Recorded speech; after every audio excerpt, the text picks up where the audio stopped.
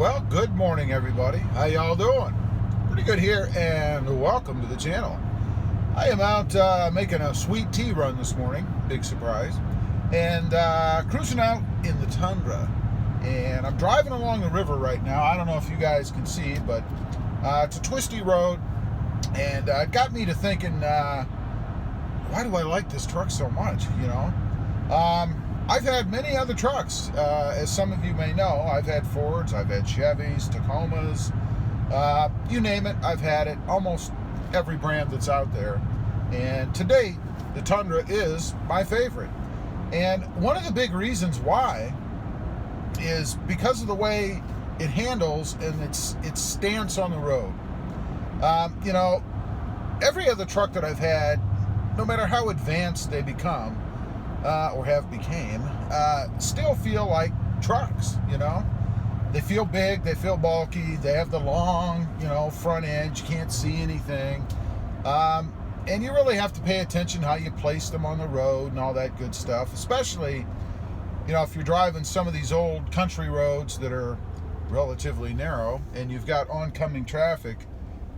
You do need to be mindful of where you're at in your lane, unless you want to get to know the person coming at you very intimately. So the thing about the Tundra, one of the biggest things for me is its front end. The way that they've positioned the cabin in this truck and the length of the front end and how it slopes down, and it's relatively short, at least in appearance from the cabin, enables you to place the truck easily on the road. You know, you don't feel like you constantly have to be watching to make sure that, you know, you're in your lane. You got to be watching your mirrors, and all you have to do is drive it like you drive any other vehicle, which really should be true about any truck, but it just doesn't feel that way in the others. You know, I place this thing on the road as compared to the center line. That's how I drive, because roads, mostly, are big enough that any vehicle is going to fit on them, unless you're driving like a semi or a dump truck or something.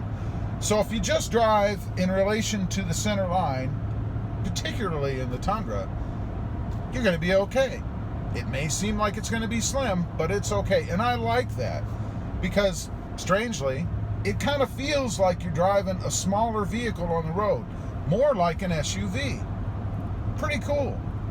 The comfort of this truck, which I've talked about before, is number one. There is no more comfortable truck on the road, in my opinion, than the Tundra. I drove this truck for many, many miles to Texas and back, and never once did I get sore from sitting in the seats.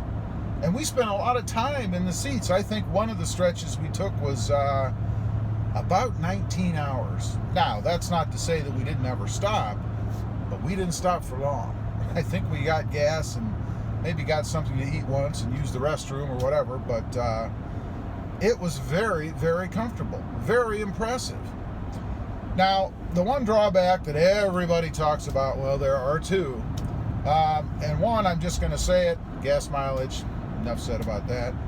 And technology on the inside. Now, I am a tech guy. I do like technology.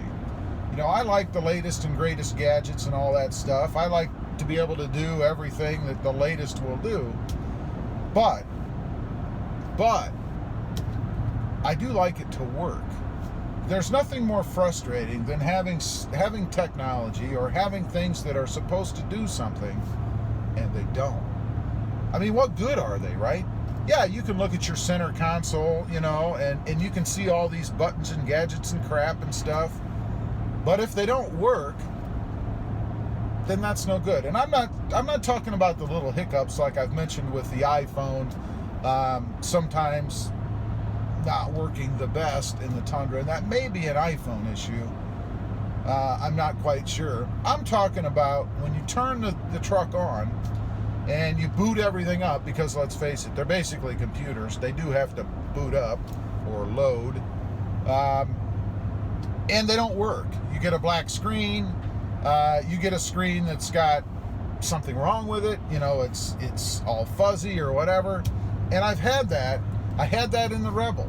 I had mentioned before as well that one time I got in the Rebel, it was in the morning, I think, and I was headed off to the gas station or somewhere, and when I turned the truck on, everything was black. It's like the operating system failed to load, or whatever the system is in that truck. Now that's a bummer, because the system that's in the Rebel is awesome. I mean, I loved it. When it worked, it was fantastic. When it didn't work, it was very frustrating. Got to make a turn onto a busy road here. So the thing about the Tundra is everything is reliable. You know, when I turn this truck on and the system boots up or whatever, it's there. It's on. It works. I don't have to worry about, gee, am I going to have a black screen today? Is my dash not going to work because everything's, electronic or digital or whatever, and it's not going to come up? And of course, people argue, well, you have warranty. I mean, you can take it in, they'll fix it. Yeah, but what a drag. I mean, I don't know about you guys, but it's almost as much of a hassle to take things in for warranty as not having them work at all. I mean, you have to take time. If you have a traditional job, you got to take time off work. You got to get in there, maybe arrange another ride if the dealer won't give you a loaner. Maybe rent something from the dealer if you have to. But you have to screw with it. I mean, who likes to do that? I don't want to do that.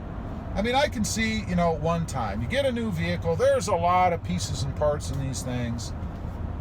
Maybe you get some problem, something, guy was having a bad day and he didn't tighten a screw or connect a wire or scraped a wire, whatever. So yeah, maybe one time you got to take it in and have the bugs worked out, whatever. But that should be it. The Rebel I had to take in, I think it was 2 or 3 times. The Fords,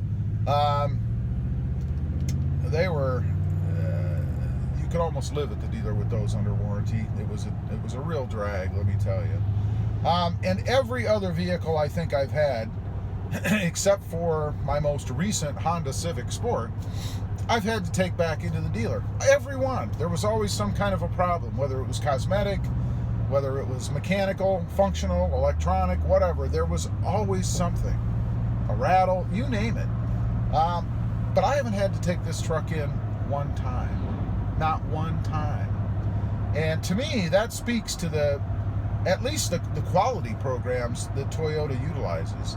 If they can mass produce, I mean, basically, if you can mass produce anything and not have any warranty issues or any problems, you're doing something right. You're doing something right. To me, that's great peace of mind, because I just don't want to screw with it, The other thing about the Tundra is its power and its torque. Now, I will say the Tundra is probably just a tick slower off the line than the Ram Rebel was.